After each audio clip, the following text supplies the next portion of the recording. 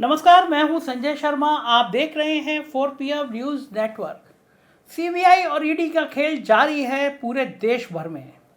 2024 का चुनाव सिर पर है और मोदी सरकार के लिए परेशानी भरी बात है कि हालात अभी काबू में नहीं हैं। तो जो विपक्ष है एकजुट हो रहा है, जो विपक्ष जहाँ जहाँ ताकतवर हो रहा है, तो मंशा यही है कि पहले ईडी को और सीबीआई को एक्टिव किया जाए, उनको समझाया जाए कि हमारे पास सीबीआई और ईडी है।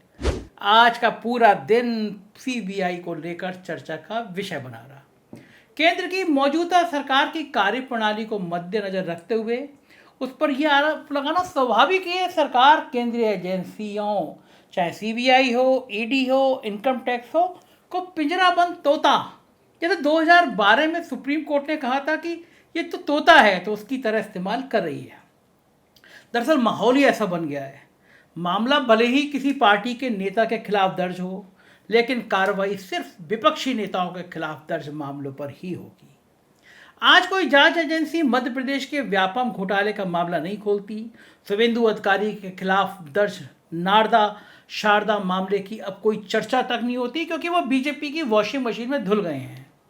हेमंत शर्मा के वाटर स्कैम की फाइल को भी जांच एजेंसियां दबाकर बैठ गई हैं, क्योंकि वह बीजेपी में आ गए हैं। लेकिन भाजपा नेता शहनवाज हुसैन के खिलाफ आईपीसी 376 यानी बलात्कार जैसे घृणित मामले में एफआईआर तब दर्ज होती है जब हाई कोर्ट का चाबुक पड़ता है। बिहार का बहुचर्चित सृजन घोटाला आपको याद होगा कि सीबीआई ने कहां दबा रखा है, कोई नहीं जानता, क्योंकि मामला खुलेगा तो स्वाभाविक है कि उसकी जांच वित्त मंत्री रहे सुशील मोदी तक भी आएगी। महाराष्ट्र में ईडी के नोटिस से परेशान शिवसेना विधायकों की बड़ी जमात जैसे ही गुवाहाटी पहुंचने को तैयार हो गई, ईडी का सामाना उनके घर से उखड़ गया। येदियुरप्पा के खिलाफ दर्ज मामलों पर भी कोई केंद्रीय जांच एजेंसी कुछ भी एक्शन लेने से बचती है, क्योंकि येदियुरप्पा के बिना कर्नाटक में सत्ता की तो छोड़ दीजिए आप, भाजपा को मुख्य विपक्षी दल का दर्जा मिलना भी मुश्किल है। इसके अलावा बड़े बड़े बैंक डिफॉल्टर, चाहे वो नीरव मोदी हो, रोटोमेक पेन वाले मुकेश मोदी, आईपीएल वाले ललित मोदी, विजय माल्या, इन सब की मनी लॉन्ड्रिंग के मामले पर सीबीआई ईडी कुंडली मारकर बैठी हुई है। हालात यह है कि जिस ललित मोदी को यह जांच एजेंसी आज तक नहीं ढूंढ पाई, उसे सुष्मिता सेन ने आराम से ढूंढ लिया और फोटोग्राफी भी करा ली। आप सबने वो फोटो देखे होंगे। लेकिन वही बात यदि विपक्षी नेता की हो, तो चाहे वो अनिल देशमुख हो, नवाब मलिक हो, सत्येंद्र जैन हो, या फिर अब मनीष सिसोदिया, लालू परिवार हो या केसीआर परिवार, इन सब के मामले में इन पिंजराबंद तोतों को पता नहीं कहां से इतनी फुर्ती आ जाती है। शाहरुख खान के बेटे आर्यन खान के एकदम झूठे मामले में जिस प्रकार से नारकोटिक्स कंट्रोल ब्यूरो ने तेजी दिखाई और गोदी मीडिया ने जो माहौल बनाया, उसके बावजूद वो मामला ही फर्जी निकला। लेकिन उसी दौर में अडानी के पोर्ट से सैकड़ों किलोग्राम हेरोइन जब्त होती है, उस पर किसी एजेंसी ने क्या कार्रवाई की, ये आज तक किसी को नहीं पता चल पाया। रही बात सीबीआई की, तो उसके बारे में क्या कहा जाए। आजकल तो मनीष सिसोदिया को लेकर इतनी तेजी दिखा रही है सीबीआई, लेकिन इसी सीबीआई ने रेल मंत्री ललित नारायण मिश्रा हत्याकांड को सॉल्व करने में 40 साल लगा दिए। इसके बावजूद जिन्हें सजा हुई, उन लोगों को आज भी ललित बाबू का परिवार दोषी मानने को तैयार नहीं है। उनके परिजनों का साफ मानना है कि असली साजिशकर्ताओं को तो छुआ तक नहीं गया। रही बात ईडी की, तो उसका भी एग्जीक्यूशन रेट यानी दोष साबित होने की दर 0.4% है, यानी जितने केस दर्ज हुए 0.4% में सजा हुई। लेकिन सवाल इन सबसे बड़ा है, सवाल इन एजेंसियों के काम करने के तरीके के साथ साथ क्रिमिनल जस्टिस सिस्टम की पारदर्शिता का भी है, क्योंकि यह हिंदुस्तान में ही संभव हो सकता है कि एक मुर्गी चोरी के कथित मामले का आरोप लगाकर 9 बार के विधायक, पूर्व मंत्री, 2 बार के सांसद आजम खां को 26 महीने तक सलाखों के पीछे रखा जा सकता है। सवाल सिस्टम की साख का है, सवाल पारदर्शिता का है, और सबसे बड़ा सवाल लोगों के भरोसे का है, जिनके बीच इन जांच एजेंसियों की साख लगभग खत्म हो चुकी है। न्यायपालिका के बीच तो खैर 1 दशक पहले इन जांच एजेंसियों की साख खत्म हो गई थी, जब सुप्रीम कोर्ट ने सीबीआई को पिंजराबंद तोता कह दिया था। बात उत्तर प्रदेश की करूंगा मैं, तो उत्तर प्रदेश के कुछ बड़े मामलों को आपको बताऊंगा।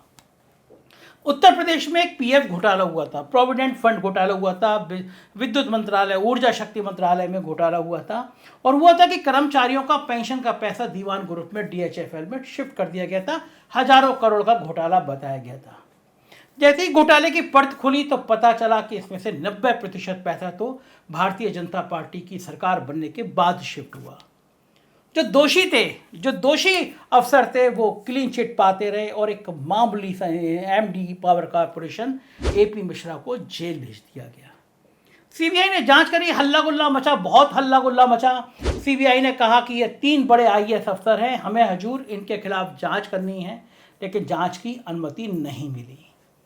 और जो सबसे कमजोर कड़ी थी, जिसके टाइम में दिया गया पैसा वापस आ गया, उस एपी मिश्रा के पीछे आज भी कुछ बड़े अफसर पड़े हैं, क्योंकि उनके भ्रष्टाचार का किस्सा कहानी एपी मिश्रा ने बता दी थी। तो क्या कारण है, मैं नाम लेके बताता हूं। जिस समय ये पूरा पैसा शिफ्ट हो रहा था तो चेयरमैन थे मिस्टर आलोक कुमार बहुत चर्चित अफसर थे। और बाद में वो जब लोगों ने कहा कि ये तो सारा पैसा इनके टाइम में शिफ्ट हुआ, होना ये चाहिए था, आलोक कुमार के खिलाफ कार्रवाई होनी चाहिए थी। लेकिन मजे की बात ये, वो भारत सरकार में चले गए और ऊर्जा सचिव बन गए। एक मिस्टर अरविंद कुमार थे, ऊर्जा मंत्रालय में उनके तमाम भ्रष्टाचार के किस्से हैं, आजकल वो इंडस्ट्री संभाल रहे हैं। इसी तरह के 1-2 आईएएस अफसर और थे, सीबीआई जांच में दोषी हुए, लेकिन सरकार ने उनकी अनुमति नहीं दी। और सीबीआई ने भी जहमत नहीं करी कि अगर सरकार अनुमति नहीं दे रही है तो सुप्रीम कोर्ट का दरवाजा खटखटाएं और कहें, हजूर ये तो घोटाले में शामिल थे, इनकी अनुमति दीजिए। उत्तर प्रदेश के बड़े चर्चित आईएएस हैं, मनोज कुमार सिंह नाम है। सारे प्रमुख विभाग आजकल वही संभाल रहे हैं, प्रमुख सचिव हैं, चीफ सेक्रेटरी की दौड़ में वो शामिल हैं। बहुत साल पहले अनुमति मांगी सीबीआई ने और कहा कि हजूर भ्रष्टाचार के आरोप साबित हो रहे हैं, अनुमति दे दीजिए, लेकिन फिर सरकार ने अनुमति नहीं दी। तो आखिर ये इन बड़े अफसरों को जब सीबीआई बचाती है तो उसको नहीं लगता कि कहीं ना कहीं नौकरशाहों के बचाने का काम ये अफसर करते हैं, अफसर खुद को बचाते हैं और सीबीआई की हालत तोते जैसे हो जाती है। इन जांच एजेंसियों के इस तरह के गलत प्रभाव का एक खराब संदेश आम जनमानस में भी जाता है। जिस तरह देश भर में ईडी का, सीबीआई का इस्तेमाल हो रहा है, उससे सवाल ये खड़ा होता है, क्या लोकतंत्र बच पाएगा? क्या विपक्ष को इस तरह धमका के, इस तरह डरा के लोकतंत्र को बचा पाएंगे?